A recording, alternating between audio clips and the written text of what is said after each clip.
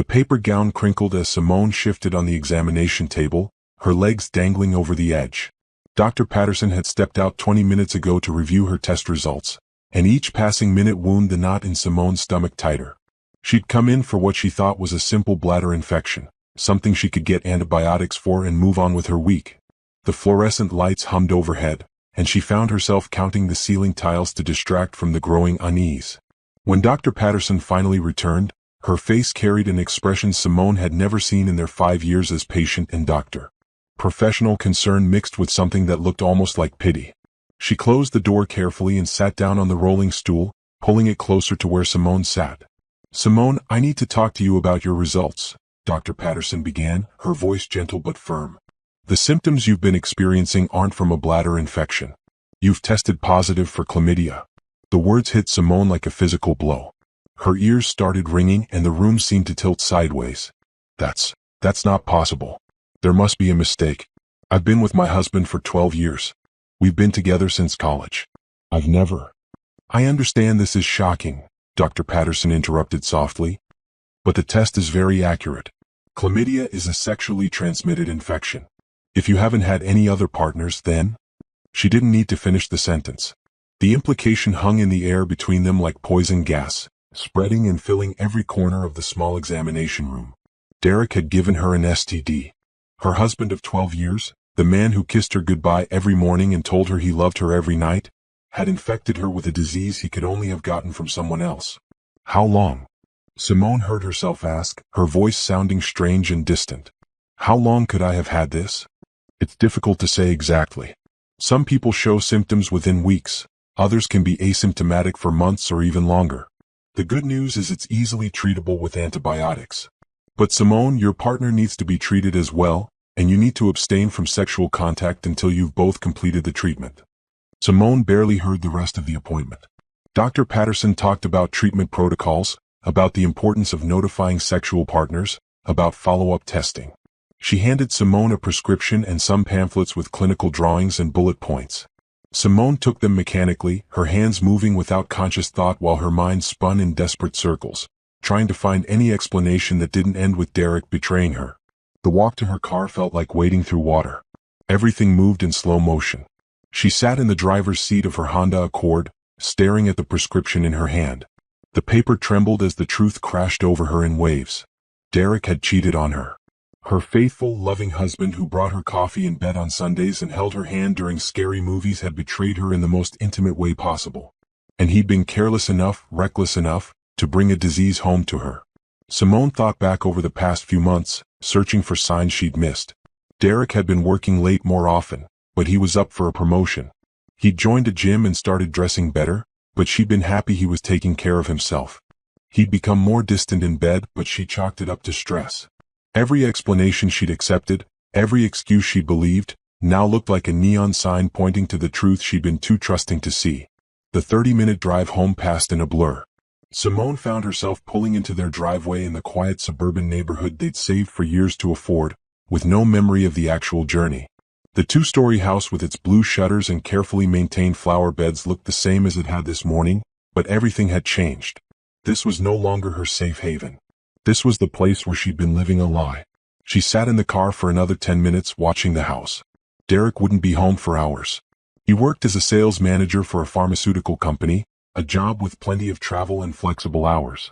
Plenty of opportunities, she now realized, for a man who wanted to cheat. The thought made her stomach turn. When Simone finally went inside, the house felt different. The wedding photos on the wall mocked her. The furniture they'd picked out together felt like set pieces in a play where she'd been the only one who didn't know she was acting. She walked through each room like a stranger, seeing everything with new eyes. How many times had he come home from being with another woman and kissed her hello?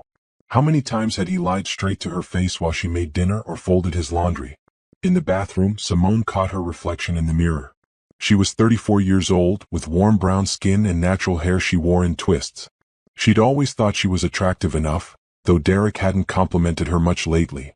She worked from home as a freelance graphic designer, a career she'd built carefully while supporting Derek's ambitions. She'd put off having children because Derek said he wanted to be more financially stable first. She'd turned down job opportunities that would have required relocation because Derek's career was thriving here. She'd built her entire adult life around this man and this marriage. And for what? Simone sat down on the edge of the bathtub, the prescription still clutched in her hand. She should confront Derek the moment he walked in. She should scream and throw things and demand answers. But something stopped her. Maybe it was shock, or maybe it was the small voice in her head that had already started thinking strategically. If she confronted him now, angry and emotional, he would lie. He would make excuses. He would try to manipulate her or minimize what he'd done.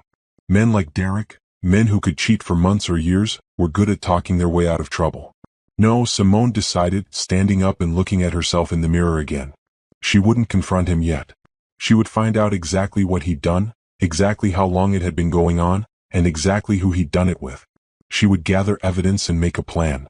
She would be smart about this, not emotional.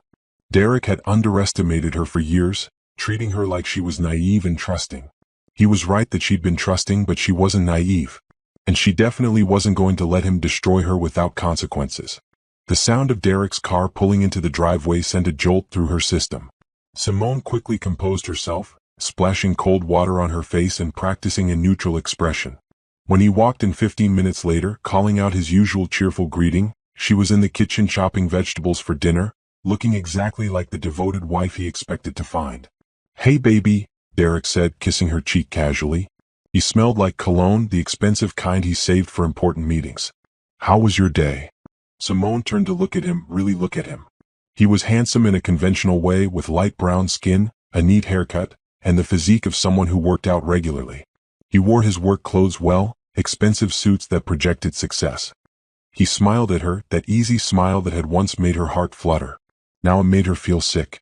"It was fine," she said, her voice surprisingly steady. "Just a regular day. How about yours?"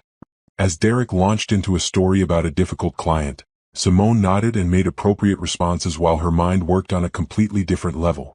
She watched him lie so easily, so comfortably, and wondered how many other lies he'd told her over the years. The man standing in her kitchen, stealing a piece of bell pepper and laughing at his own joke, was a stranger. The real Derek had been hiding behind a mask for years, and she'd been too in love to notice. But she noticed now. And she was going to make sure he paid for every single lie, every betrayal, every moment of carelessness that had led to her sitting in that doctor's office today. Derek thought he was clever, thought he'd gotten away with his double life. He had no idea that the wife he'd underestimated was about to become his worst nightmare. Simone smiled and served dinner and began planning her revenge. Simone waited 3 days before she started searching in earnest. 3 days of acting normal, of kissing Derek goodbye in the mornings and asking about his day in the evenings. 3 days of sleeping next to a man who'd betrayed her while her skin crawled at his touch. She'd claimed fatigue and monthly troubles to avoid intimacy, and Derek had seemed relieved rather than disappointed. That told her everything she needed to know about where he was getting his needs met. On Thursday morning, after Derek left for work, Simone stood in their bedroom and took a deep breath. She'd called in sick to her freelance projects, clearing her entire day for this investigation. She started with the obvious places.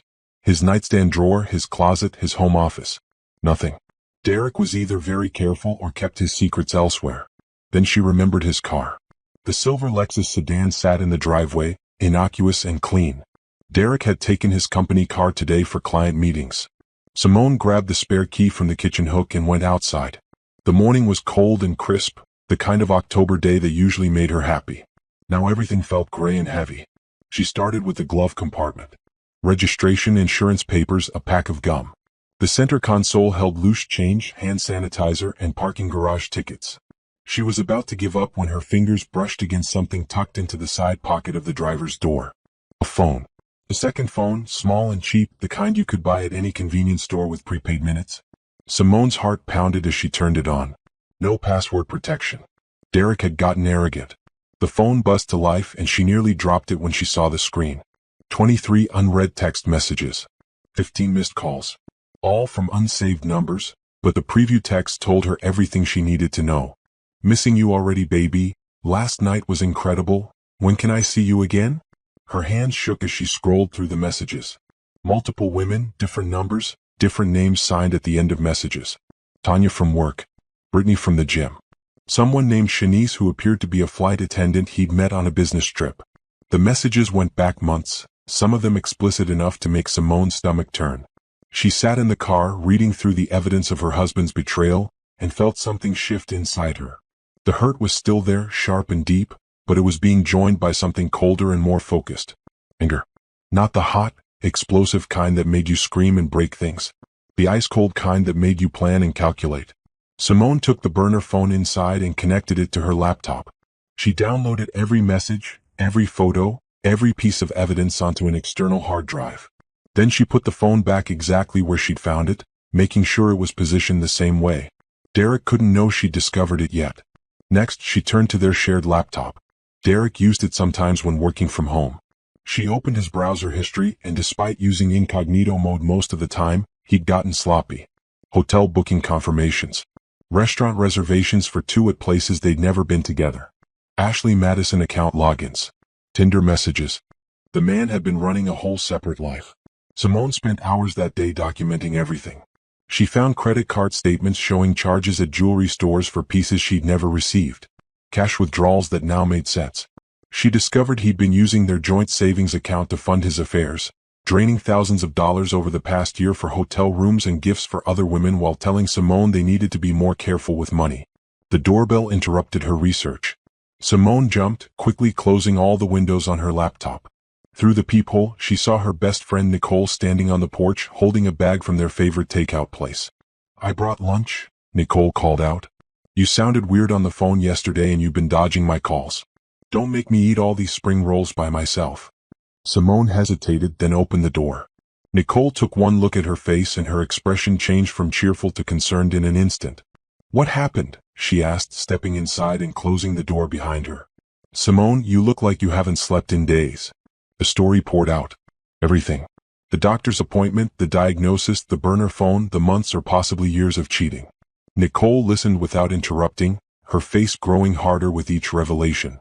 When Simone finally finished, Nicole set down the food she'd been holding and pulled Simone into a fierce hug. "That piece of trash," Nicole said, her voice shaking with fury. "That absolute piece of trash. I never liked him, you know that. Always thought he was too smooth, too charming. Men like that are always hiding something."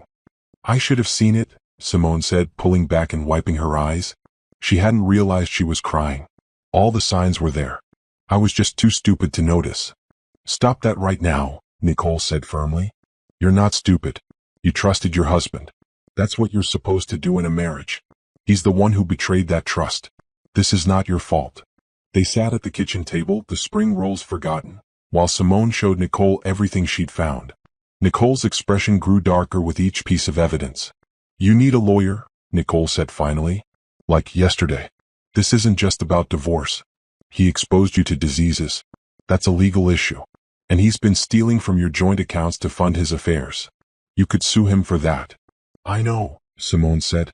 "But I need to make sure I have everything first. If I go to a lawyer now, they might advise me to confront him or separate, and then he'll start hiding assets. I need to know exactly what we have, what he spent, and what I'm entitled to." Nicole looked at her friend with something like pride. "Look at you, thinking strategically. I'm here for this energy. What do you need from me?" "Help me figure out how deep this goes," Simone said, pulling out a notebook where she'd been making notes. "I need to track his movements, figure out his patterns. I think he's seeing Tanya regularly. She works at his office, and based on the messages, they're together at least twice a week." Over the next few hours, Nicole helped Simone build a timeline. They cross-referenced Derek's work schedule with his credit card charges and the timestamps on his messages. A pattern emerged. Tuesday and Thursday evenings he was with Tanya, usually at a hotel downtown. Friday afternoons he met Brittany at her apartment.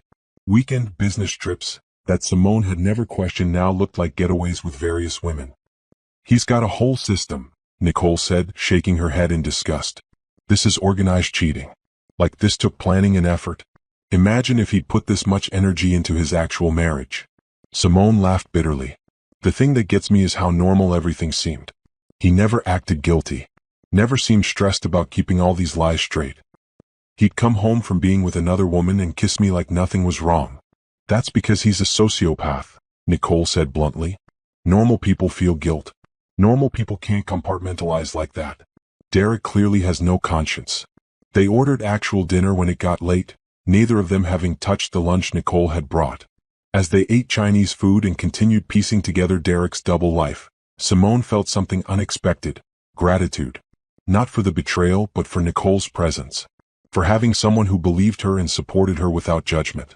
Who didn't suggest she try to work things out or ask what she might have done to push Derek away. Nicole simply accepted that Derek was wrong and Simone deserved better. "I want to hire a private investigator," Simone said suddenly. "I need photos. Video evidence. The kind of proof that holds up in court and that he can't talk his way out of." "I know someone," Nicole said immediately. "My cousin Jerome does private investigation. He's discreet and good at his job. He helped my Aunt Paulette catch her husband a few years ago." "Want me to call him?" "Yes," Simone said. "And Nicole, thank you. For everything. For believing me and not trying to talk me out of being angry." "Girl, please," Nicole said, reaching across the table to squeeze Simone's hand. "You have every right to be angry. And when this is all over, when you've taken him for everything he's worth and moved on to your best life, I'm going to throw you the biggest celebration party this city has ever seen." After Nicole left, Simone went through the house one more time, looking at everything with new eyes. She found a receipt tucked in Derek's jacket pocket for a necklace that cost $1,500. She'd never seen it. She found hotel room key cards from a resort in Miami during a trip when Derek claimed he was at a pharmaceutical conference. She found condoms hidden in his gym bag, even though they didn't use them since Simone had an IUD. Each discovery was another nail in the coffin of her marriage. By the time Derek came home that night, apologizing for being late due to traffic, Simone had compiled enough evidence to bury him. She smiled and accepted his kiss on the cheek, and inside she felt nothing but cold determination. He had no idea what was coming. Jerome Washington was exactly what Simone needed: professional, thorough, and completely without judgment. They met at a coffee shop across town where no one knew either of them. He was a tall man in his 50s with salt and pepper hair and eyes that seemed to see everything. He listened to Simone's story while taking notes in a small leather notebook, nodding occasionally but not interrupting. "How long do you need to gather evidence?" Jerome asked when she finished. "I want everything," Simone said firmly. "Every woman, every lie, every dollar he spent on his affairs. I want documentation that will hold up in court and destroy any sympathy people might have for him."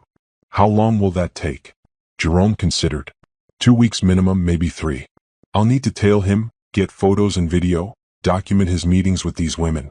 I'll also run a full financial investigation, see if there are any accounts or assets you don't know about. Based on what you've told me, this man has been living a double life for at least a year, maybe longer. There could be more you haven't discovered yet." The thought made Simone feel sick, but she nodded. "Do it. Whatever it costs, it's worth it." "My rate is $150 an hour plus expenses," Jerome said. "For a case like this, you're probably looking at around $10,000 total." Simone didn't flinch. She had her own savings account Derek didn't know about, money she'd been setting aside from her freelance work for years. She'd always told herself it was for emergencies. Well, this qualified. "Half now, half when you're done?" she asked. "That works." Jerome slid a contract across the table. "Sign this and I'll start tomorrow. I'll send you daily updates via encrypted email. Don't call me from any phone that Derek has access to. Don't tell anyone else what we're doing except people you absolutely trust." Simone signed the contract and transferred $5,000 to Jerome's business account right there from her phone. When she left the coffee shop, she felt like she'd just enlisted a soldier in her army.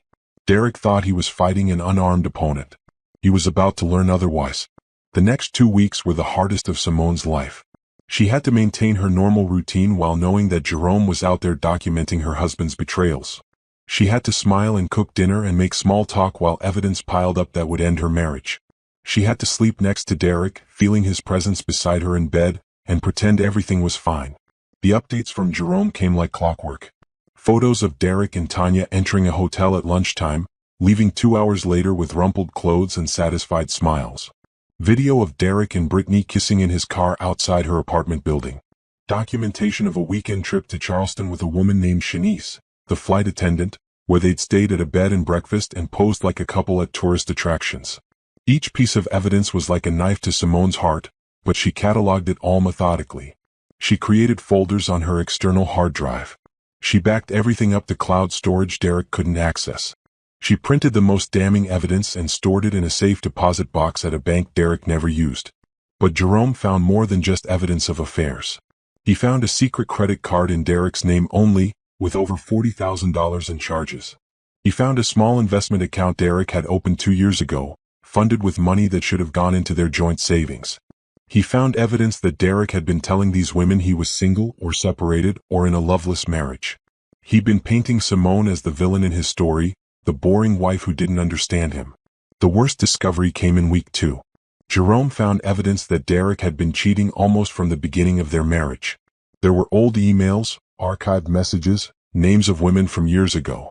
This wasn't a recent problem or a midlife crisis. This was who Derek was.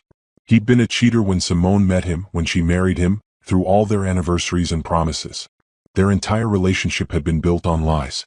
Simone sat in her home office, looking at 12 years of betrayal documented in neat folders on her screen, and felt something break inside her. Not her spirit. Not her resolve. Something else. The last shred of hope that maybe this could be fixed, maybe this was salvageable. She didn't want to fix it anymore. She wanted to destroy him. While Jerome worked, Simone did her own investigation of their finances. She logged into their bank accounts, their investment accounts, their credit cards. She made copies of everything. She discovered that Derek had been skimming money from their joint account for years, small amounts that added up to over $60,000. Money she'd earned from her freelance work, money she'd contributed to what she thought was their shared future, being used to wine and dine other women. She also discovered something interesting. Derek's name was on the house, but so was hers. They'd bought it together with money from both of them. The same with their cars, their retirement accounts, their investments. Everything was joint.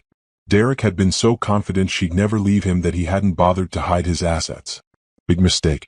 Simone made an appointment with a forensic accountant Nicole recommended. She spent 5 hours in the woman's office, going through every financial document she'd compiled. The accountant, a sharp woman named Patricia with glasses and an eye for detail, whistled when she saw the extent of Derek's spending. He's been systematically draining your joint assets to fund extramarital affairs, Patricia said. That's financial infidelity. In a divorce, you can argue for a greater share of assets based on this dissipation of marital funds. You might also have grounds for a civil suit, depending on your state's laws. What about the secret accounts? Simone asked. Those are marital assets too, since they were funded during your marriage. He has to disclose them in a divorce, and they'll be split according to your state's laws. If he tries to hide them, that's fraud. We have evidence they exist, so he can't claim ignorance. Simone left that appointment with a folder full of financial analysis and a growing sense of power. Derek had all the secrets, but she had all the evidence. And evidence, as it turned out, was worth more than secrets. On the 14th day of Jerome's investigation, he called Simone from a secure line. I've got everything you need, he said. Plus something extra you're going to want to see. Can you meet me this afternoon?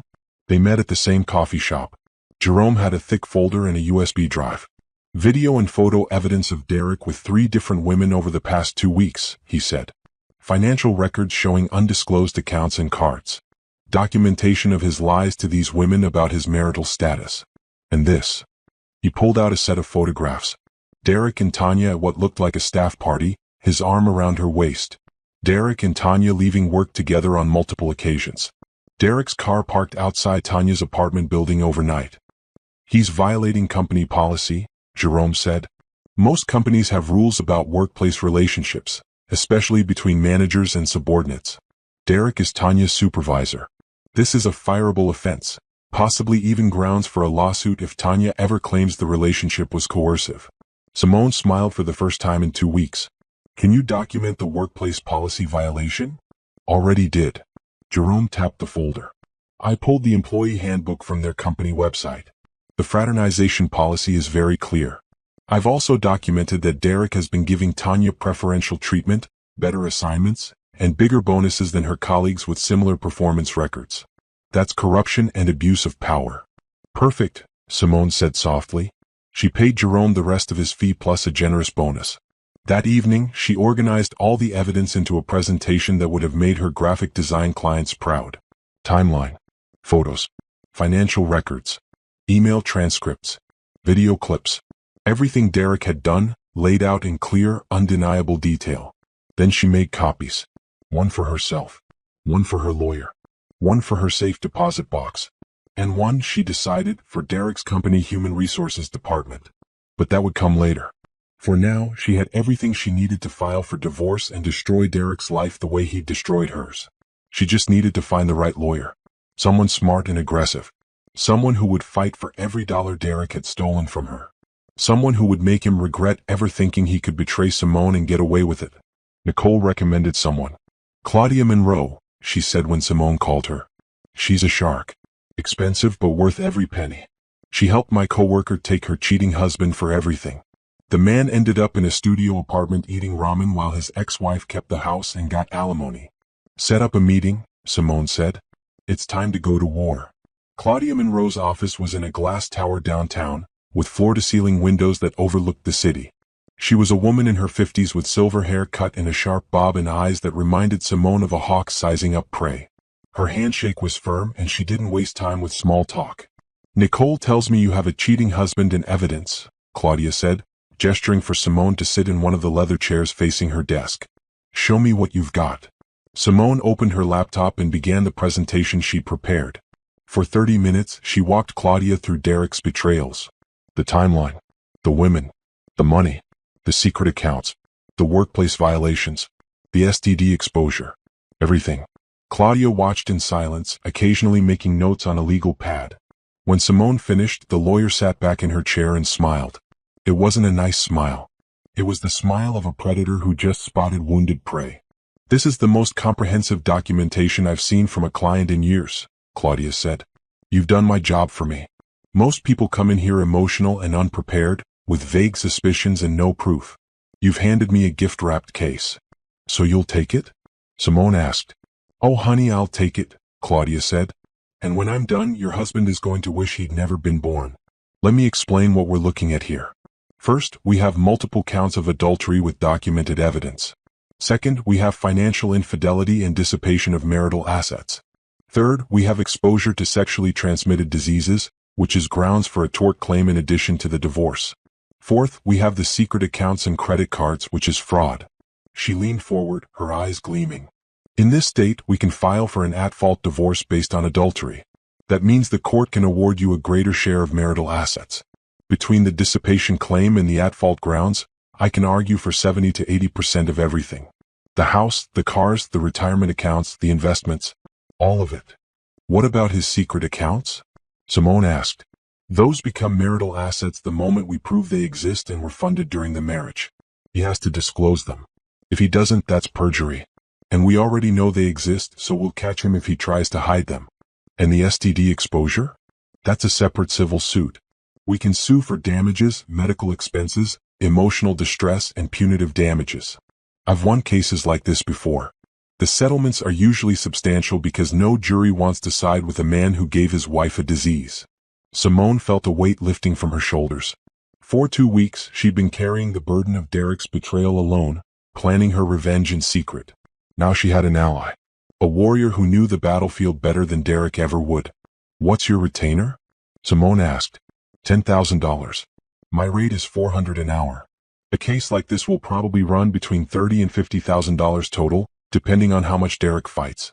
But given what you're likely to win, you'll come out way ahead. Simone had the money. Between her secret savings and the fact that she'd been quietly moving money from their joint account into her own account over the past 2 weeks, she had enough. She transferred the retainer on the spot. Smart, Claudia said approvingly when she saw the transfer. You've been securing your assets. Good. Now here's what happens next. We file for divorce immediately. We'll also file a motion to freeze all joint accounts so Derek can't drain them before the proceedings. We'll file the tort claim for STD exposure. And then we'll send a letter to his employer documenting his violations of company policy. Is that legal? Simone asked. Sending information to his employer? Perfectly legal. We're not doing it to be malicious. We're doing it because his relationship with Tanya is relevant to the divorce proceedings and because you have a legitimate concern about workplace retaliation if Tanya finds out about the divorce first. We're just providing his employer with information they need to investigate potential policy violations. What they do with that information is up to them. Simone smiled. She was starting to see why Nicole recommended this woman. They spent the next 2 hours going through strategy. Claudia asked detailed questions about Derek's likely response, his financial resources, his temperament. She wanted to know about his family, his friends, his colleagues. She was building a profile of her opponent, looking for weaknesses to exploit. The key is to hit him hard and fast, Claudia said. We serve him with papers at work in front of colleagues. Public humiliation is your friend here. We freeze the accounts immediately. We file the restraining order to get him out of the house. We make it clear from day one that you're not playing games. Men like Derek think they're smarter than everyone else.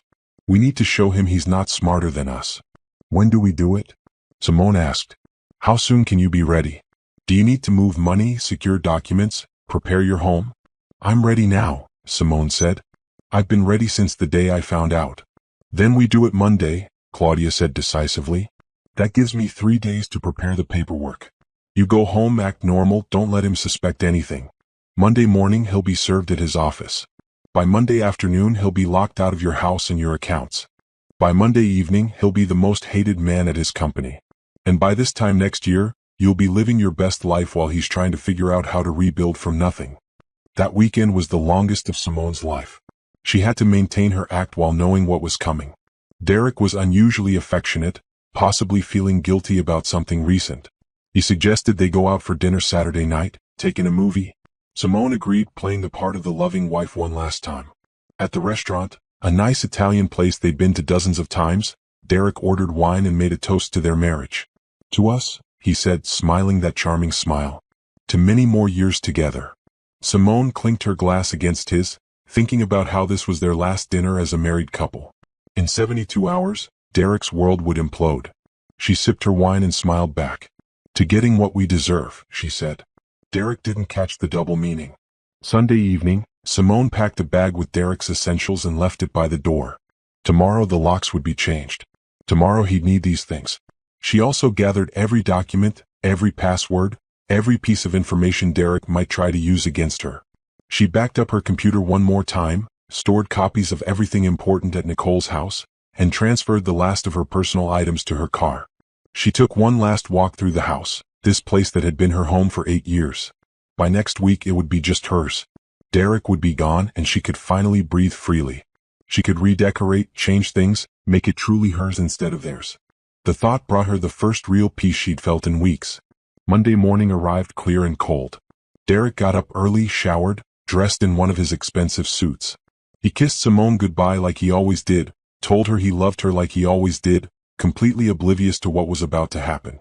Have a good day, Simone said sweetly. 20 minutes after Derek left, Claudia called. The process server is heading to his office now. Are you ready? I'm ready, Simone said. Good.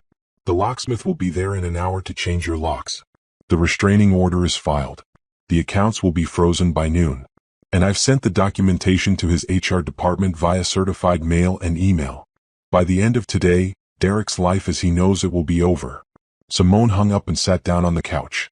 She should feel guilty, maybe, or sad about the end of her marriage. But all she felt was satisfaction. Cold, deep satisfaction. Derek had played games with her heart, her health, and her financial security. Now it was her turn to play and she was playing for keeps. Her phone buzzed with a text from Jerome. Server confirmed delivery. Package delivered at 10:47 a.m. in the subject's office in front of 3 colleagues. Subject appeared shocked and requested privacy to read documents. We'll update if subject attempts to contact you. It was done. Derek knew. Right now he was reading the divorce papers, the financial claims, the tort lawsuit. He was seeing evidence he thought was secret laid out in legal language. He was realizing that his wife wasn't the clueless fool he thought she was.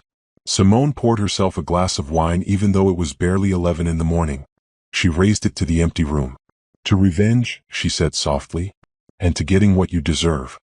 Derek's first call came at 11:15 a.m. Simone let it go to voicemail.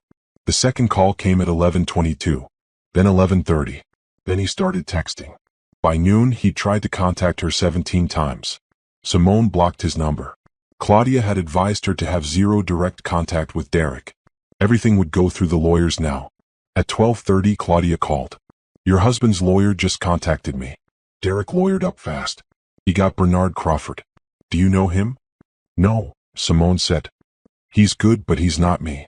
He specializes in protecting wealthy men in divorces. Expensive. The retainer alone is probably $25,000. Derek must be panicking to hire him that fast. What did he say? The usual posturing. Claims the evidence was obtained illegally. Claims you're being vindictive. Says Derek wants to work things out and this is all a big misunderstanding. I told him to save his breath. We have legal evidence, legally obtained. Derek can't talk his way out of photographs and financial records. I also informed him that the tort claim is separate from the divorce and that we're pursuing both. What's the next step? Simone asked. Derek will try to contact you through mutual friends or family. Don't engage. He'll try to paint himself as the victim. Don't believe him. He'll probably cry and apologize and make promises. Don't fall for it.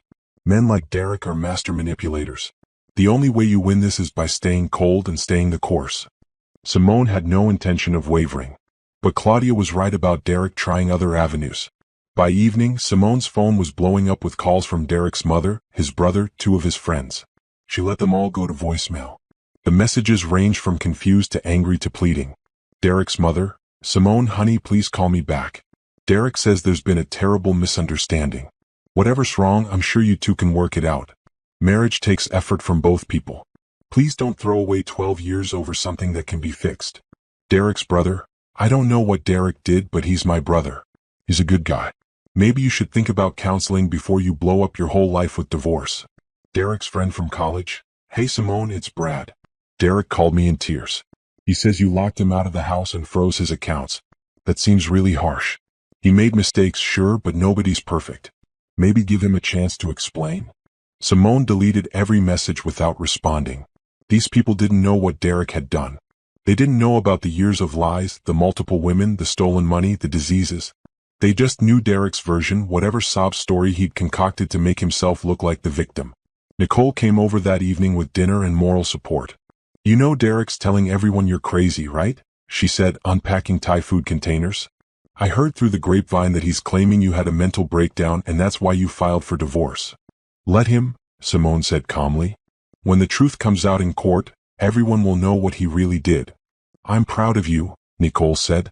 A lot of women would have backed down by now. The pressure from family, the guilt, the hope that maybe things could get better. You're not falling for any of it. Because I know better, Simone said. I've seen the evidence. I know he's been cheating for years. I know he gave me an STD. I know he stole our money to fund affairs with multiple women. There's no coming back from that. And honestly, I don't want to come back from it. I want out. I want my life back. Tuesday brought new developments. Claudia called with an update. Derek's lawyer filed a motion to contest the asset freeze. Claims his client needs access to funds for living expenses.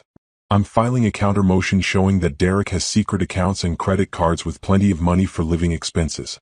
We'll have a hearing next week. How's the company investigation going? Simone asked. Oh, that's the good part, Claudia said, and Simone could hear the smile in her voice. I got a call from their legal department. They're taking the allegations very seriously. Derek has been placed on administrative leave pending investigation. They're interviewing Tanya and reviewing his employment records. If they find what we think they'll find, he could be terminated for cause. Which means no severance, Simone said. Exactly. And it means his professional reputation is shot. Nobody wants to hire a sales manager who was fired for sleeping with subordinates and violating company policy. The hearing the following week was Simone's first time seeing Derek since everything exploded. He looked terrible. His suit was rumpled, his eyes had dark circles under them, and he'd clearly lost weight. He tried to catch her eye across the courtroom, but Simone looked through him like he was a stranger. The judge, an older woman with silver hair and no-nonsense attitude, reviewed the motions quickly. Mr. Henderson, she said, looking at Derek over her glasses. You claim you need access to the joint accounts for living expenses. But according to the evidence submitted by Mrs. Henderson's counsel, you have a credit card in your name only with a $15,000 limit and an investment account with $40,000. Is that correct? Derek's lawyer stood. Your Honor, my client was not aware he needed to disclose those accounts in his motion. Then your client needs better legal advice, the judge said dryly. The asset freeze stands. Mr. Henderson has access to adequate funds for living expenses. If he's been using those funds inappropriately, that's not Mrs. Henderson's problem. Motion denied. Derek slumped in his chair. His lawyer whispered something to him urgently. Simone felt a surge of satisfaction watching him realize he wasn't going to charm or manipulate his way out of this situation. After the hearing, Derek tried to approach Simone in the hallway. Simone, please, we need to talk. I can explain everything. This doesn't have to be like this. Don't, Claudia said sharply, stepping between them. You don't talk to my client. You don't approach my client. Any communication goes through me and your lawyer. Are we clear? I just want to talk to my wife, Derek said, his voice breaking. Simone, please. I love you. I made mistakes, but we can fix this. Don't throw away everything we built. Simone looked at him directly for the first time. You threw it away the moment you cheated. You threw it away when you gave me a disease. You threw it away when you stole our money to buy jewelry for other women. This isn't me destroying our marriage, Derek. This is you facing the consequences of what you already destroyed. But We're done here, Claudia said firmly. Mr. Henderson, back away from my client or I'll file a harassment claim. Derek's lawyer pulled him away, whispering urgently. Simone watched them go, feeling nothing but cold satisfaction. Derek wanted forgiveness, wanted a chance to manipulate her one more time. He wasn't getting it. Over the next few weeks, Simone fell into a new routine. She worked on her graphic design projects, met with Claudia to discuss legal strategy, and slowly started rebuilding her life. She joined a gym. She went to therapy to process the betrayal. She reconnected with friends she'd lost touch with during her marriage when Derek had monopolized her time and attention. She also started planning for her future. The house would be hers soon. She could redecorate, make it her own. She could start a real design agency instead of just freelancing. She could travel, something Derek had never wanted to do. She could date again eventually, though that felt far off. For now, she was content to focus on herself. The discovery phase of the divorce was brutal for Derek. He had to sit for depositions where Claudia asked detailed questions about every affair, every lie, every dollar he'd spent. He had to provide bank statements and credit card records. He had to explain the secret accounts and the hidden credit cards. He had to admit on the record that he'd exposed Simone to sexually transmitted diseases. His lawyer tried to negotiate. My client is willing to offer a 50-50 split of assets if Mrs. Henderson will drop the tort claim, Bernard Crawford told Claudia during one of their settlement discussions. Counteroffer, Claudia said without hesitation. 70-30 split in my client's favor. She keeps the house free and clear, and she gets $200,000 for the tort claim. Non-negotiable. That's ridiculous. No judge will award that much. Want to find out? Because I'm happy to go to trial. I have photos. I have videos. I have financial records. I have medical records. I have testimony from the private investigator. I have Derek's own text messages admitting to the affairs. What do you have? A client who's going to have to sit on the stand and admit to everything in front of a courtroom full of people. You sure you want to roll those dice? Crawford didn't answer. They both knew Derek didn't have a leg to stand on. A week later, Claudia called with good news. Derek's company fired him, she said. Terminated for cause, effective immediately. Violation of fraternization policy, misuse of company resources, abuse of power. The works. No severance, no benefits continuation. He's done. And Tanya? Simone asked. Also terminated. Turns out she knew he was married and participated willingly. The company doesn't want the liability. They're both out. Simone felt a grim satisfaction. Derek was losing everything. His marriage, his house, his money, and now his career. Everything he'd worked for, thrown away because he couldn't keep it in his pants. But she wasn't done yet. Derek needed to understand that actions had consequences. That you couldn't betray someone and walk away unscathed. That Simone wasn't the doormat he'd thought she was. The final blow was coming, and Derek had no idea what was about to hit him. 2 months after serving Derek with divorce papers, Simone sat in Claudia's office reviewing the final settlement agreement. Derek had caved on every front, probably on his lawyer's advice. Fighting would have cost him more money he didn't have and exposed him to worse consequences in a trial. He's agreed to 75% of all marital assets going to you, Claudia said, sliding the document across her desk. You get the house with full equity. You get the better car. You get 75% of the retirement accounts and investments. You get $150,000 from the tort settlement. He gets his personal items, 25% of the assets, and the debt from his secret credit card. What about alimony? Simone asked. He waives all claims to alimony. In return, you waive any claim to his future earnings. Given that he just lost his job and his professional reputation is destroyed, that's not much of a concession on your part. Simone read through the agreement carefully. It was everything she'd wanted and more. Derek would be walking away from their marriage with almost nothing while she kept everything they'd built. The house alone was worth $400,000. The retirement accounts another $200,000. The investments and savings account another $100,000.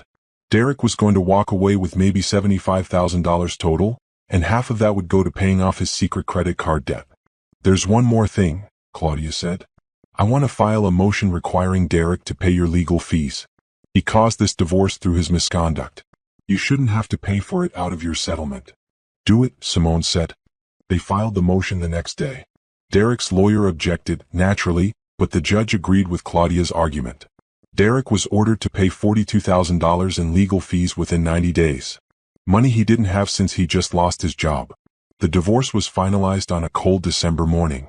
Simone wore a blue dress and heels, her hair done professionally. She wanted to look good for this moment. Derek showed up looking like he'd slept in his car, which he might have been since Simone heard through Nicole that he'd moved into a cheap extended stay motel. The hearing lasted less than 20 minutes. The judge reviewed the settlement agreement, confirmed both parties understood the terms, and signed the decree. Just like that, 12 years of marriage were over. "Congratulations, Mrs. Henderson," Claudia said outside the courtroom. "Or should I say Miss Thompson now?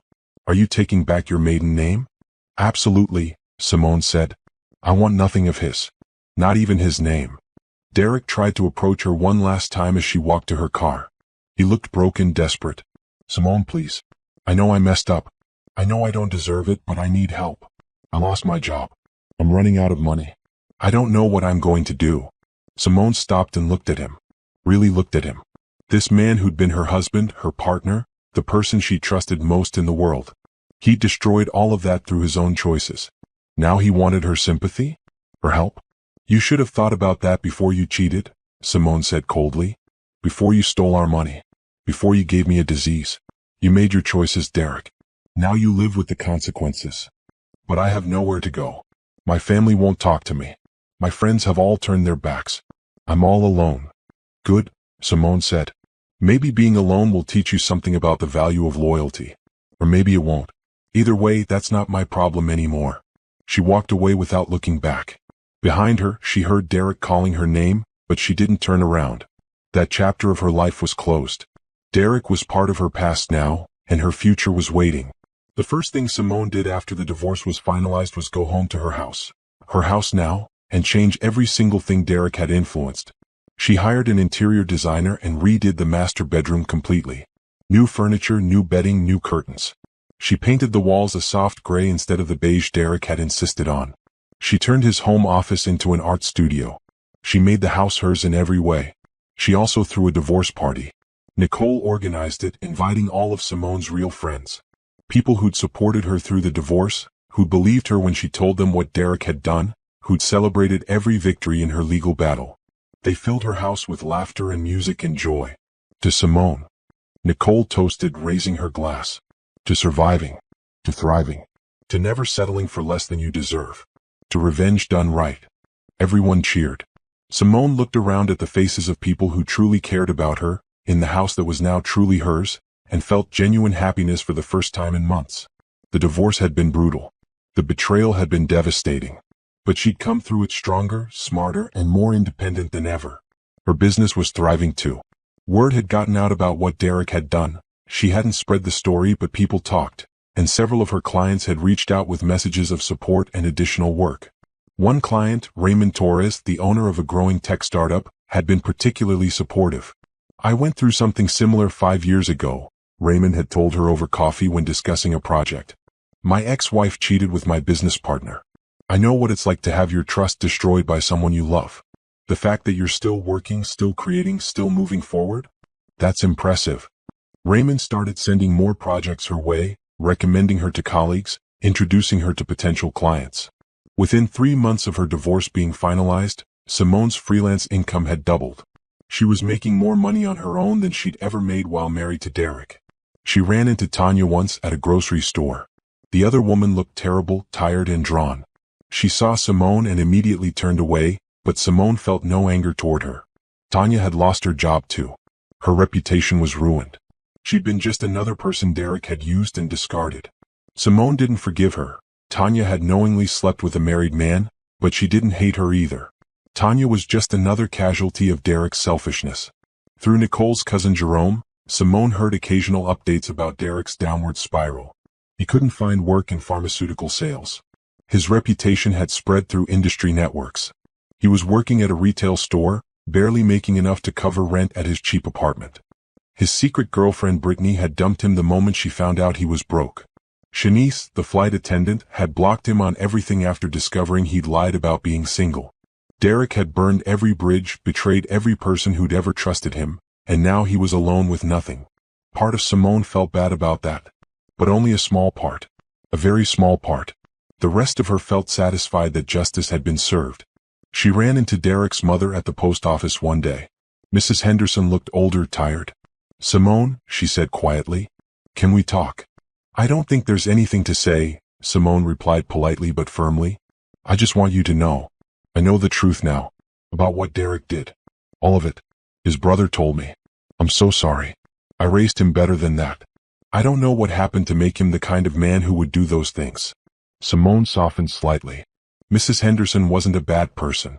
She'd just been deceived by her son like everyone else. "Thank you for saying that," Simone said. "I appreciate it. Are you doing okay?" Mrs. Henderson asked hesitantly. "I'm doing great," Simone said honestly. "Better than I've been in years, actually." Mrs. Henderson nodded, her eyes sad. "I'm glad. You deserve better than what my son gave you. I hope you find happiness." "I already have," Simone said gently. And she had. Not the happiness she thought she wanted. The white picket fence and the faithful husband and the traditional life. But a different kind of happiness. The happiness of independence. Of self-sufficiency. Of knowing she could survive betrayal and come out stronger. Of building a life on her own terms. 3 months after the divorce, Simone was working late in her home office when her phone rang. It was a number she didn't recognize, but something made her answer. "Miss Thompson?" a professional voice asked. "This is Detective Sarah Chin from the Fraud Division. I'm calling because we've received a complaint regarding your ex-husband, Derek Henderson. Could you please call me back at this number to discuss?" Simone called back immediately. It turned out one of Derek's other girlfriends had filed a police report claiming Derek had stolen money from her. During the investigation, they'd uncovered a pattern of financial manipulation. Derek had apparently been borrowing money from multiple women with no intention of paying it back, using his charm and sob stories to convince them to loan him thousands of dollars. "We're building a fraud case," Detective Chin explained. "Based on what we've found, this could be criminal charges. I understand you went through a divorce with Mr. Henderson recently. Would you be willing to provide information about his financial behavior?" "Absolutely," Simone said without hesitation. She provided copies of all the financial records she'd compiled during her divorce. Evidence of Derek's pattern of deception, manipulation, and theft. The detective thanked her profusely, saying this information was crucial to their case. 2 weeks later, Derek was arrested for fraud. Simone heard about it through Nicole, who heard it through Jerome, who still had connections in law enforcement. Derek had been charged with multiple counts of fraud and identity theft. He'd apparently been opening credit cards in other people's names, including one of his girlfriend's names, and running up debt. The arrest made the local news. Simone watched the brief segment showing Derek being led from his apartment in handcuffs, looking smaller and more pathetic than she'd ever seen him. She felt nothing. No satisfaction, no sympathy. Just nothing. Derek had become irrelevant to her life. She turned off the television and went back to work on a new project for Raymond's company. She had a presentation to finish, a business to build, and a future to look forward to. Derek and his consequences were his problem now. Simone had moved on. The news of Derek's arrest spread through their old social circle like wildfire. Simone's phone buzzed constantly with messages from people she hadn't heard from in months, all wanting to know if she'd heard, if she was okay, if she needed anything. She politely thanked everyone and declined most offers to meet up. She wasn't interested in being the center of drama or gossip. She just wanted to keep building her new life. But the arrest opened doors Simone hadn't expected. Other women Derek had manipulated started coming forward. They found Simone through mutual connections, reaching out with their own stories of how Derek had used them, lied to them, stolen from them. Each story was a variation on the same theme. Derek had presented himself as successful and charming, had made promises he never kept, had taken money he never repaid, and had disappeared when the lies became unsustainable. One woman, a paralegal named Angela, had lost $15,000 after Derek convinced her he was investing it in a business opportunity. Another woman, a nurse named Kendra, had paid for a romantic vacation Derek had promised to repay, only to be ghosted when he got back. A third woman, whose name Simone never learned, had loaned Derek money for what he claimed was his mother's surgery. The surgery had been fake. "I can't believe I fell for it," Angela said when she met Simone for coffee, both of them preparing to testify in Derek's fraud trial. "I'm a paralegal. I work in law. I should have seen through his lies. But he was so convincing. So charming. He made me feel special, like I was the only person who understood him." "That's what he does," Simone said. "He's a professional manipulator. It's not your fault. He had years of practice lying to me too." The fraud trial was scheduled for early spring. Derek's public defender, he couldn't afford Bernard Crawford anymore, tried to negotiate a plea deal, but the prosecutor wasn't interested. There were too many victims, too much evidence. The state wanted to make an example out of Derek. Meanwhile, Simone's life continued improving. Raymond Torres had been so impressed with her work that he offered her a permanent contract as his company's creative director. It was more money than she'd ever made freelancing, with benefits and stability. She'd be overseeing a small team, developing branding and marketing materials for his tech startup. "I know you've been freelancing and you value your independence," Raymond said when he made the offer. "So I'm offering you a hybrid position. You can work from home 3 days a week, come into the office 2 days. You'll have autonomy over your projects and your team. I just want your talent working exclusively for us." Simone accepted immediately. The position would give her financial security while still allowing her the flexibility she loved about freelancing. Plus, Raymond was easy to work with, professional, respectful, and genuinely interested in her creative input. He treated her like a valued colleague, not like she was fragile or broken because of her divorce. She moved out of the house she'd shared with Derek and into a modern apartment downtown with floor-to-ceiling windows and a view of the city. The house held too many memories, even redecorated. She sold it for a substantial profit and used the money to furnish her new place exactly how she wanted it. Clean lines, bright colors, artwork from local artists. A space that was completely hers, with no ghosts of her past. Nicole helped her move, along with a few other friends. As they carried boxes up to the 15th floor, Nicole grinned at the building's amenities. "You've got a gym, a pool, and a rooftop terrace? Girl, you're living your best life." "I really am," Simone said, looking around at her new home. "For the first time in years, I feel like myself again. Like I'm not trying to fit into someone else's idea of who I should be." Derek's trial began in March, nearly 8 months after Simone had first discovered his betrayal. She attended as a witness, sitting in the courtroom while prosecutors laid out the case. The evidence was damning. Bank records, text messages, testimony from multiple women Derek had defrauded. His defense attorney tried to paint Derek as a man who'd made mistakes but wasn't a criminal, but the jury wasn't buying it. Simone took the stand on the 3rd day of the trial. She testified about Derek's pattern of deception, his secret accounts, his willingness to lie without remorse. Derek's attorney tried to imply that Simone was a bitter ex-wife exaggerating the truth, but Claudia had prepared her well. She stayed calm, presented facts without emotion, and let the evidence speak for itself. When she stepped down from the witness stand, Simone caught Derek's eye briefly. He looked broken, defeated. He'd lost weight, aged years in just months. Prison orange didn't look good on anyone, but on Derek it was particularly harsh. For a moment, Simone almost felt sorry for him. Almost. Then she remembered the STD diagnosis, the years of lies, the stolen money, the multiple women, the complete lack of remorse until he faced consequences. Her sympathy evaporated. The jury deliberated for less than a day. Guilty on all counts. Derek was sentenced to 3 years in prison and ordered to pay restitution to his victims, a total of over $60,000 he didn't have. The judge was harsh in her sentencing remarks. "Mr. Henderson, you systematically deceived and defrauded multiple women who trusted you. You showed no remorse until you faced legal consequences. You need to understand that your actions have real impacts on real people. 3 years in prison is the minimum sentence for these crimes. I hope you use this time to reflect on the harm you've caused." Derek was led away in handcuffs. Simone watched him go, feeling nothing but closure. This was the end of his story in her life. He'd be in prison for 3 years, then on probation. By the time he got out, Simone would be so far ahead in her life that Derek would be nothing but a distant memory. Outside the courthouse, several of Derek's other victims thanked Simone for testifying. Angela hugged her. "You saved us all by standing up to him. If you hadn't documented everything during your divorce, we might not have had enough evidence to prosecute." "We saved each other," Simone said, "by refusing to stay silent about what he did." That evening, Simone met Raymond for dinner to celebrate closing the trial chapter of her life. They'd been working together for months now and had developed an easy friendship. He was 10 years older than her, with a calm, steady personality that was the opposite of Derek's flashy charm. He'd been married once, divorced with no kids, focused on building his company. So it's really over? Raymond asked over wine and pasta at a quiet Italian restaurant.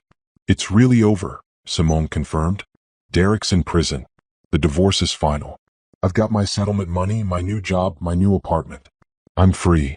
How does it feel? Raymond asked. Simone considered the question. Lighter, she said finally. Like I've been carrying this huge weight and I finally got to put it down.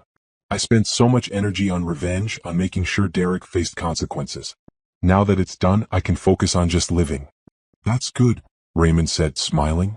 You deserve to just live. You've been through more than anyone should have to deal with. They talked for hours about work and life and dreams for the future. Raymond mentioned wanting to expand his company, possibly going international. Simone talked about maybe starting her own creative agency someday, once she built up more capital and experience. They were both builders, both focused on creating something meaningful rather than tearing others down. As Simone drove home that night, she realized she was genuinely happy. Not the performative happiness she'd faked during her marriage, but real contentment. She had work she loved, friends who supported her, a beautiful home and freedom to make her own choices. She didn't need a man to complete her or validate her. She was complete on her own. She got home to find a letter waiting for her, forwarded from her old address. It was from Derek, written from prison. Simone almost threw it away unopened, but curiosity got the better of her. The letter was exactly what she expected. Rambling apologies, claims that he'd changed, requests for forgiveness. Derek wrote about how prison had given him time to think, how he realized now what he'd lost, how he wanted a chance to make things right. He talked about how he still loved her, how they could start over when he got out, how he'd be a better man. Simone read the entire letter without feeling anything. Derek still didn't get it. He still thought this was about winning her back, about convincing her to give him another chance. He didn't understand that Simone had moved past him entirely. She didn't want to fix what he'd broken. She wanted nothing to do with him at all. She wrote a short reply. Derek, I received your letter. I don't forgive you and I never will. I don't want to hear from you again. Move on with your life and let me move on with mine. Simone. She mailed it the next day and then blocked Derek's prison number so he couldn't call her. That door was closed and locked and she'd thrown away the key. As spring turned to summer, Simone settled into her new life completely. She excelled at her job, earning Raymond's trust and respect. She made new friends through work and social activities. She started dating casually, nothing serious, just enjoying getting to know different people without the pressure of finding a relationship. She heard through the grapevine that Tanya had moved to another state, trying to start over where no one knew about the scandal. That Brittany was engaged to someone else. That Derek's family had essentially disowned him, embarrassed by his crimes and the publicity around his trial. Simone felt no satisfaction in these updates. She just felt relief that all these people were moving on with their lives, away from the toxic situation Derek had created. Everyone was better off without him in their lives. 1 year after her divorce was finalized, Simone sat on her apartment's rooftop terrace, watching the sunset over the city. She thought about how much had changed in 12 months. How she'd gone from devastated and betrayed to strong and independent. How she transformed pain into power, revenge into redemption. She raised her glass of wine to the sunset, to herself, to survival. To new beginnings, she said softly to the empty rooftop. And to never looking back. Simone's second year post-divorce was marked by growth in ways she'd never imagined. Raymond's tech startup secured major funding in July, and with it came the opportunity to expand the creative team. He approached Simone with an offer that changed everything. I want you to build and lead an entire creative division, Raymond said during a lunch meeting. Full department, your choice of hires, complete creative control. We're scaling fast and we need someone who understands our vision and can execute at a higher level. I think that someone is you. The promotion came with a significant raise, equity in the company, and the responsibility of building something from scratch. Simone accepted immediately. Within 2 months, she'd hired 3 designers, a copywriter, and a social media manager. She was no longer just a freelancer or even an employee, she was a leader. Her team respected her immediately. Simone had a calm, clear management style. She listened to ideas, gave constructive feedback, and celebrated victories. She created a work environment she'd always wanted. Collaborative, creative, and supportive. People wanted to work for her division. The company's rebrand under Simone's direction won industry awards. Tech magazines featured their work. Other companies started reaching out, wanting to hire Simone's team for projects. Raymond had to turn down offers weekly because Simone was too valuable to loan out. "You've built something special here," Raymond told her at the company's year-end celebration. "When I hired you, I knew you were talented. I didn't know you were going to be the best decision I ever made for this company."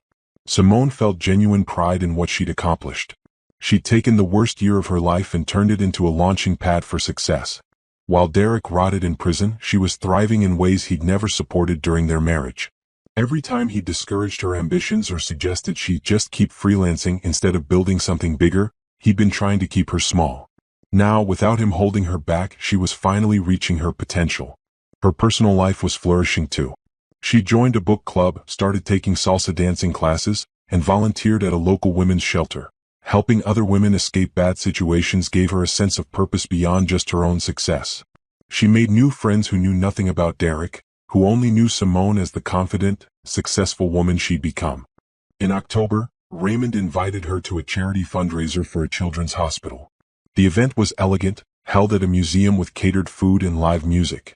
Simone wore a sleek black dress and felt completely comfortable in her own skin, something she hadn't felt in years during her marriage. That's where she met Isaiah Washington. He was a pediatric surgeon at the hospital, tall and soft-spoken with kind eyes and an easy laugh. They struck up a conversation at the bar about the art exhibit, discovered they both loved jazz music, and ended up talking for 2 hours. Isaiah was different from Derek in every way. Where Derek had been flashy and charming, Isaiah was understated and genuine. Where Derek had loved being the center of attention, Isaiah was content to listen. Where Derek had been secretive, Isaiah was refreshingly transparent about his life. Divorced 3 years ago, no kids, focused on his career but wanting to date again eventually. "I'm not looking for anything serious," Simone told him honestly when he asked for her number. "I got out of a really bad marriage 2 years ago. I'm still figuring out who I am outside of that." "I get that," Isaiah said, smiling. "I'm in no rush either. How about we just see if we enjoy spending time together? No pressure, no expectations." Their first official date was coffee the following week. Then dinner. Then a jazz concert. Isaiah was patient and respectful, never pushing for more than Simone was ready to give. They took things slowly, building a friendship first. Simone appreciated that he had his own full life, demanding career, close family, hobbies he was passionate about. He wasn't looking for her to complete him or fix him. He was just looking for someone to share experiences with. By Thanksgiving, they were seeing each other regularly but still keeping things casual. Simone brought him to Nicole's family dinner, where her friend immediately approved. "Now this is what I'm talking about," Nicole whispered in the kitchen while they prepared dessert. "A man with a real career, his own money, no baggage. And he looks at you like you hung the moon." "We're taking it slow," Simone protested, but she was smiling. "Slow is good," Nicole said. "Slow is smart. Just don't let Derek ruin your ability to trust good men. Isaiah seems like one of the good ones." Christmas that year was peaceful. Simone spent it with her parents in Atlanta, the first holiday in years where she felt genuinely relaxed. Her parents had supported her through the divorce, angry at Derek for what he'd done to their daughter. Now they were proud to see her flourishing. "You look happy, baby," her mother said on Christmas Eve as they baked cookies together. "Really happy. Not the fake smile you used to have when Derek was around. This is real." "It is real," Simone confirmed. "I never realized how unhappy I was until I got out. Now I can't imagine going back to that life." "You won't have to," her father said from his spot by the fireplace. "You're stronger than that now. You built yourself a good life. Don't ever let anyone take that from you again." The new year brought new opportunities. Raymond's company went international, opening offices in London and Singapore. He asked Simone to oversee the creative direction globally, which meant occasional travel but mostly remote management of international teams. The promotion came with another raise and more equity. Simone was now making more than she and Derek had made combined during their marriage.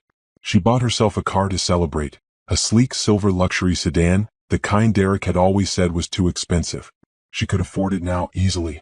She also started a savings account specifically for starting her own agency someday. She loved working for Raymond, but she knew eventually she'd want to build something completely her own. Derek would be getting out of prison in a year. Simone knew this because the state had a victim notification system that sent updates. She'd almost opted out of the notifications, then decided to keep them. Not because she cared about Derek, but because she wanted to make sure she knew if he ever tried to contact her again. She heard through mutual acquaintances that Derek had completed some rehabilitation programs in prison, that he was working in the prison library, that he'd found religion, and was supposedly a changed man.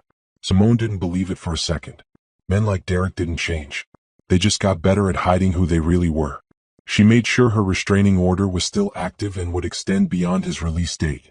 She documented everything she owned, every account, every asset, in case Derek ever tried to claim he was entitled to anything. She had security cameras installed at her apartment and at her parents' house. She wasn't paranoid, she was prepared. Isaiah knew about Derek, of course. Simone had been honest about her past from the beginning. He understood her caution about relationships, her need for independence, her trust issues.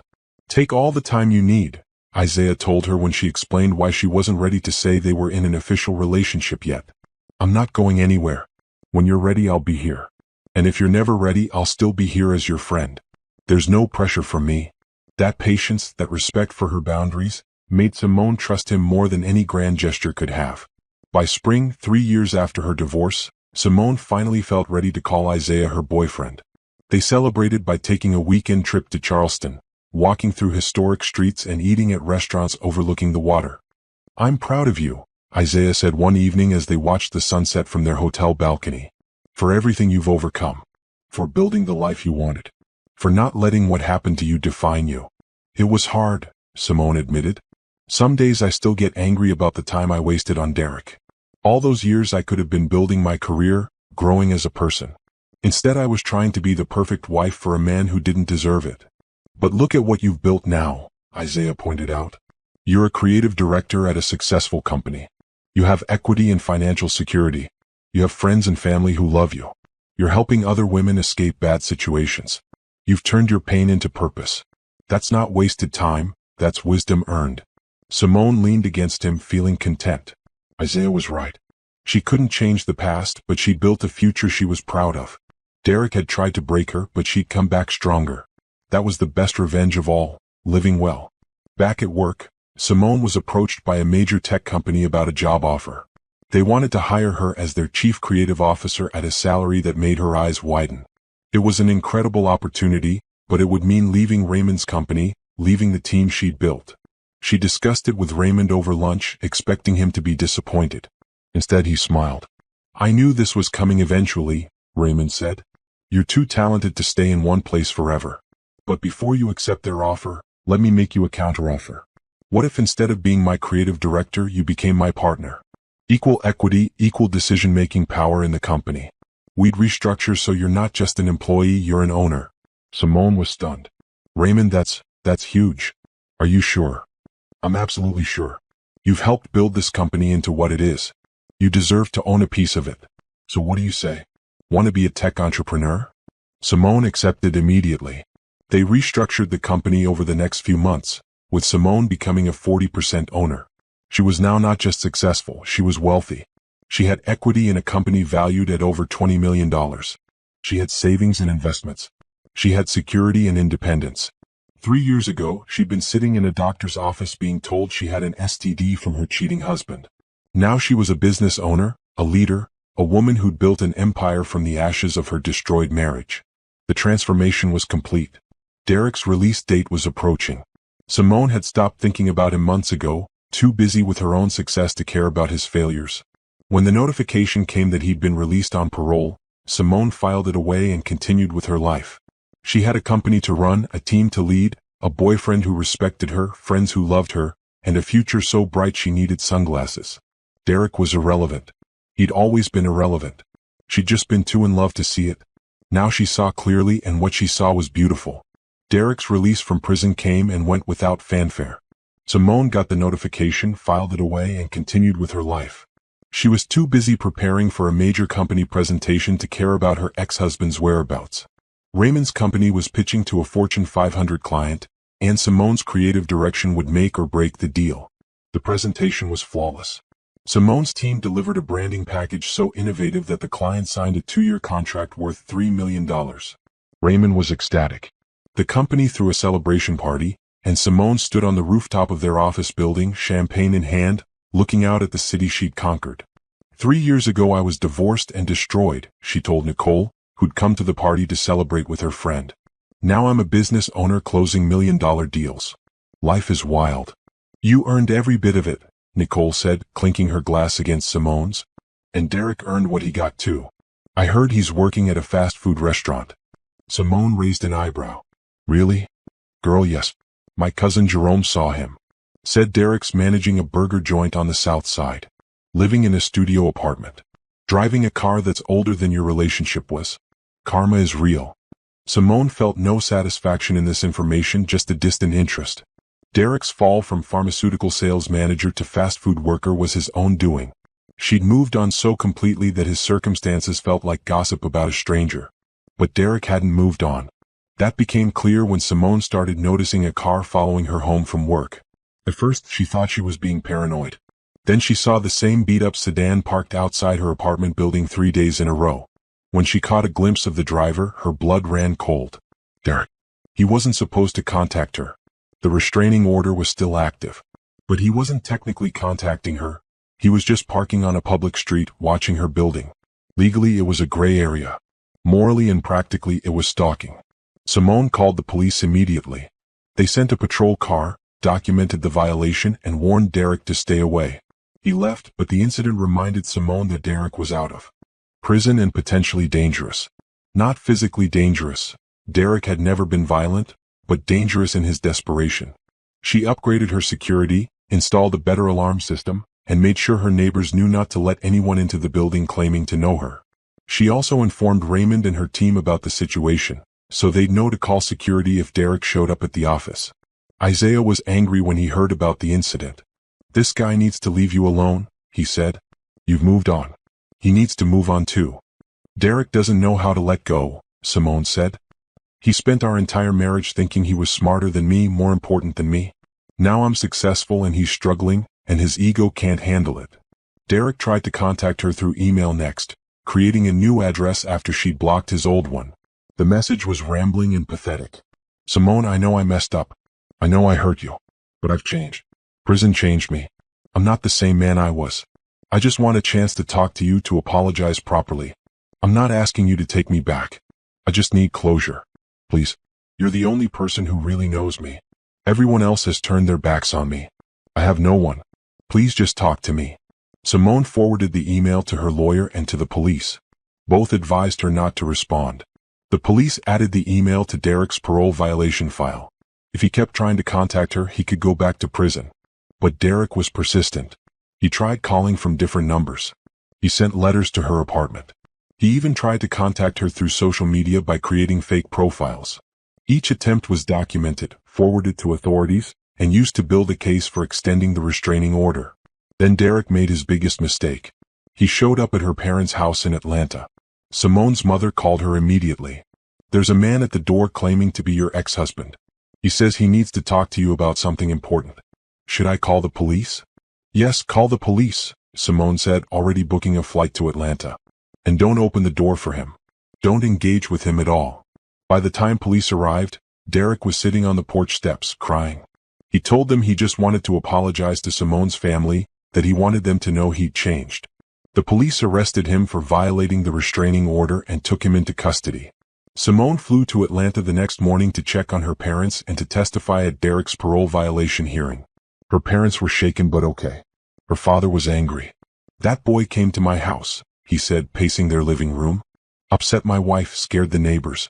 After what he did to you, he had the audacity to show up here. He's desperate, Simone said.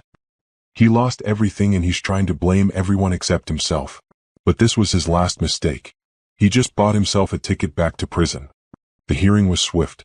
Derek's parole officer testified about the multiple violations, the stalking, the emails, the letters, and finally the visit to Simone's parents' home. Derek tried to claim he just wanted to apologize, that he wasn't trying to harass anyone. The judge wasn't sympathetic. Mr. Henderson, you were released on parole with explicit conditions. No contact with your ex-wife or her family. No visiting their homes or workplaces. You violated these conditions repeatedly. Your parole is revoked. You'll serve the remainder of your original sentence plus an additional year for the violations. Derek broke down completely in the courtroom, begging the judge for another chance. Security had to physically remove him as he shouted about how sorry he was, how he just needed to talk to Simone, how unfair this was. Simone watched him being dragged away without emotion. She'd given Derek chances during their marriage. She trusted him, supported him, built a life with him. He'd thrown it all away. Now he was facing the consequences of not just his infidelity, but his continued inability to accept responsibility for his actions. The courtroom cleared out, and Claudia put a hand on Simone's shoulder.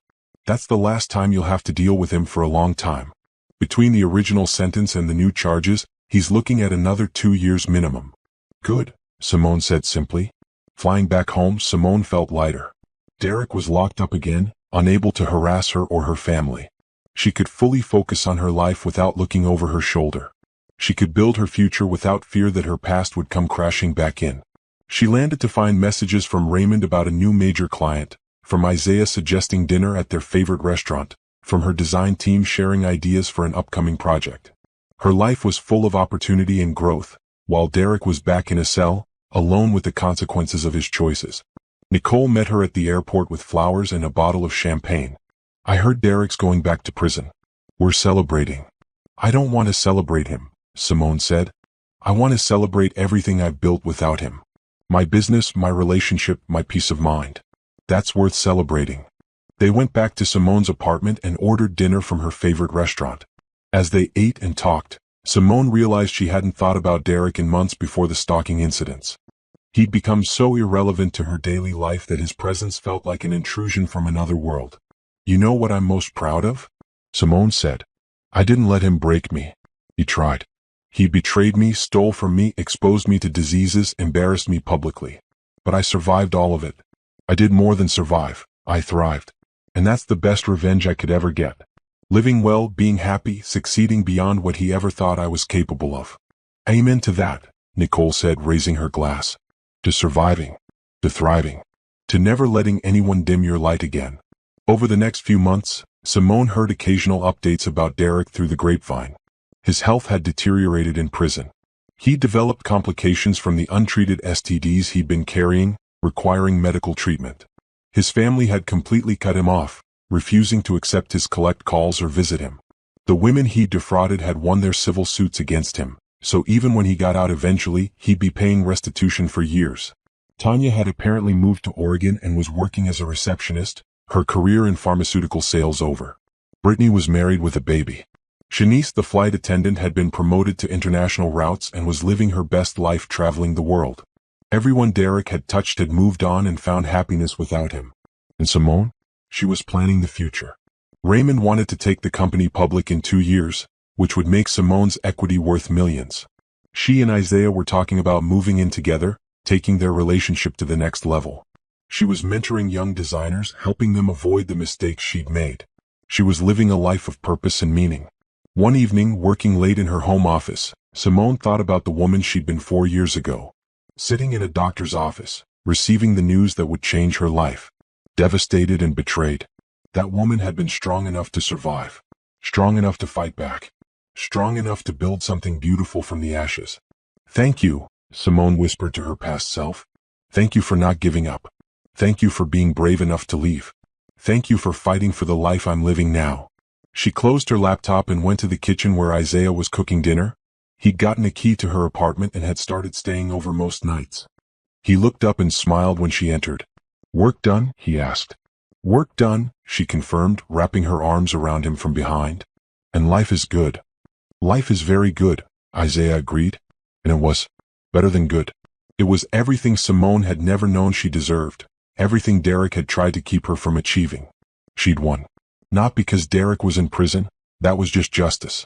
She'd won because she'd taken control of her own life, built her own success, and found her own happiness. Derek was just a footnote in her story now. A cautionary tale about what happens when you underestimate the woman you betrayed. Simone's story was about redemption, strength, and the power of refusing to let someone else's choices define your future. And her story was still being written, one successful day at a time. 4 years after her divorce, Simone stood in the ballroom of the city's most prestigious hotel, surrounded by 300 guests at her company's launch party. Raymond's tech startup had gone public that morning, and the IPO had been wildly successful.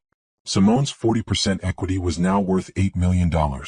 She was a millionaire several times over, and tonight was the celebration. She wore a stunning emerald green dress that hugged her curves, her natural hair styled in elegant locks that fell past her shoulders. Diamond earrings Isaiah had given her for her birthday sparkled under the chandeliers. She looked successful, confident, and genuinely happy, a far cry from the devastated woman she'd been 4 years ago. "Speech time," Raymond said, handing her a microphone. The room quieted as Simone stepped onto the small stage. "4 years ago," Simone began, her voice clear and strong, "I was at the lowest point of my life. My marriage had ended. My trust had been destroyed. My health had been compromised. I had to rebuild myself from scratch.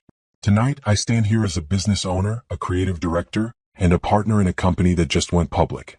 I stand here surrounded by people who believed in me when I didn't believe in myself."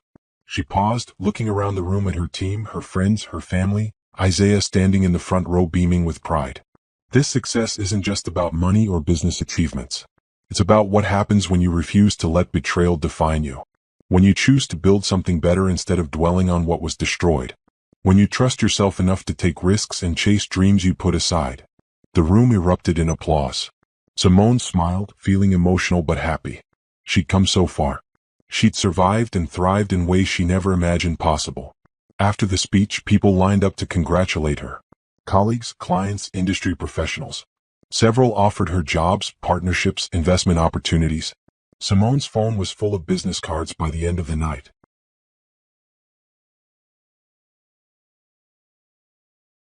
Her parents flew in for the celebration, beaming with pride.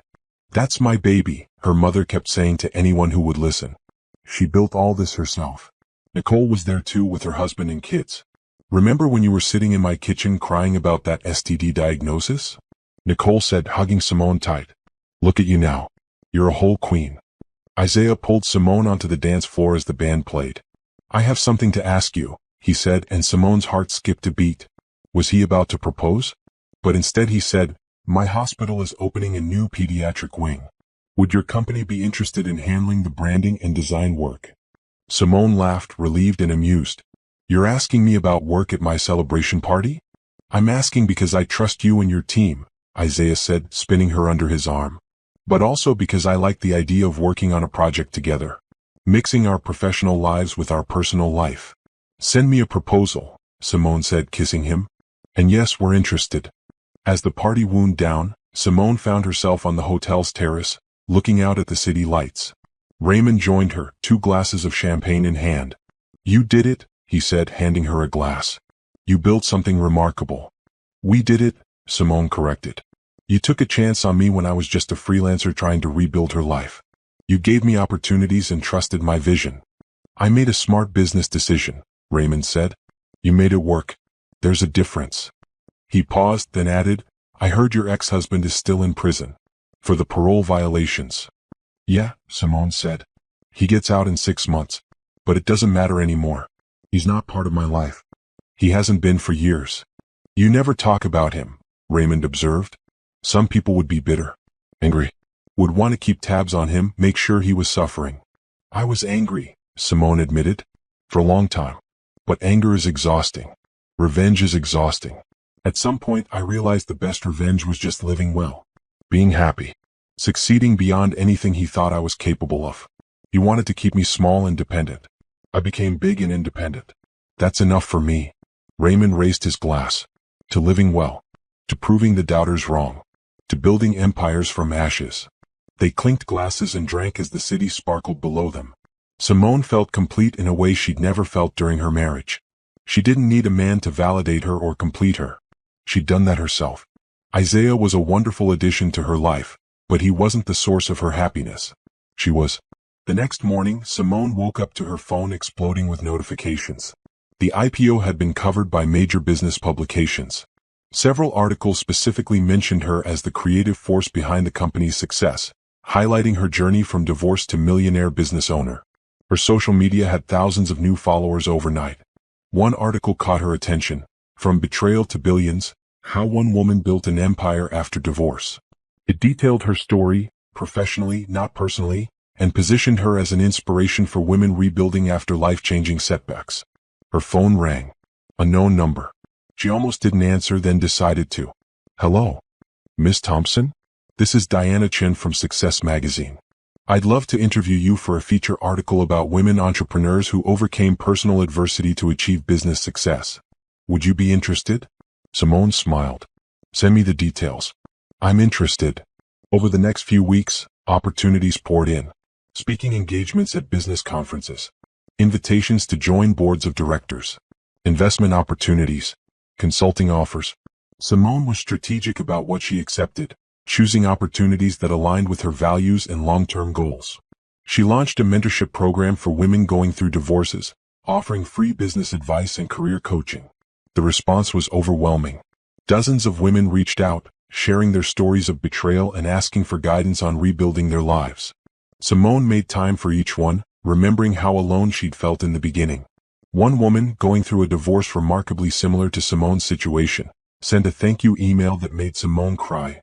You showed me that the end of a marriage doesn't have to be the end of my life. That I can build something better. That revenge isn't about destroying him. It's about creating a life so good he becomes irrelevant. Thank you for being proof that we survive and thrive. 5 months after the IPO, Simone received a letter. Prison mail, Derek's name in the return address. She almost threw it away unopened, then decided to read it. The letter was short. Simone, I saw the article about your success. Congratulations. You deserve it. I know you don't want to hear from me and I understand why. I just wanted you to know that I'm genuinely happy you're doing well. I spent years trying to keep you small because I was afraid you'd outgrow me. Turns out I was right to be afraid, just wrong about everything else. I hope you have a good life. I'm sorry for all the pain I caused. I won't bother you again. Derek. Simone read it twice, looking for manipulation or hidden meaning. But it seemed genuine. Just a man finally accepting that he'd destroyed the best thing in his life and there was no getting it back. She didn't respond. There was nothing to say. Derek's apology didn't change the past or affect her future. It was just words on paper from a man she used to know. She filed the letter away and returned to her actual life. Isaiah officially moved in that month. They bought a house together. A beautiful modern place with a home office for Simone and space for Isaiah's books and his grand piano. They talked about marriage eventually, but neither was in a rush. They were both independent people who'd been burned before. They were building something real and solid without pressure or timelines. Simone turned 38 in December. Her birthday party was intimate, close friends and family at her favorite restaurant. No drama, no chaos, just people she loved celebrating another year of life. Nicole gave a toast that made everyone laugh and cry. To Simone, Nicole said, raising her glass. Who showed all of us what real strength looks like. Who survived betrayal and built an empire. Who proved that the best revenge is living so well that your enemies become irrelevant. Who became the woman she was always meant to be. Happy birthday, Queen. Looking around the table at faces of people who genuinely cared about her, Simone felt overwhelming gratitude. Not for the money or the success, though those were nice, but for the relationships, the peace of mind, the freedom to be herself. Her phone buzzed with a text from the prison notification system. Derek Henderson has been released from custody. Simone read it, felt nothing, and went back to her birthday dinner. Derek's release didn't matter. He could be free or in prison, successful or struggling. None of it affected her life anymore. She'd won. Not because Derek lost, but because she'd built something beautiful from the ruins of her broken marriage. She'd taken the worst betrayal of her life and transformed it into wisdom, strength, and success. She'd refused to let one man's selfishness define her future. That night, lying next to Isaiah in their shared home, Simone thought about the journey. 4 years from diagnosis to triumph. 4 years from devastated wife to successful entrepreneur. 4 years from victim to victor. She'd learned that revenge wasn't about destroying your enemy. It was about building a life so good that they became irrelevant. That success was the best payback. That living well was the ultimate triumph. Derek had thought womanizing was a trophy, that cheating made him powerful. Until the infection humbled him. Until his lies caught up with him. Until the wife he'd underestimated showed him what real power looked like. Simone smiled in the dark, content and at peace. She'd started with nothing but evidence and determination. She'd ended with millions, success, genuine love, and most importantly, herself back. What are you thinking about? Isaiah murmured sleepily. How far I've come, Simone said. How good life is. How grateful I am. Me too, Isaiah said, pulling her closer. Grateful for you. For this. For second chances. To second chances, Simone agreed softly. And to revenge served cold, successful, and complete. Not through destruction but through creation. Not through hatred but through healing. Not through breaking him but through building herself. She'd won in every way that mattered. And she was just getting started.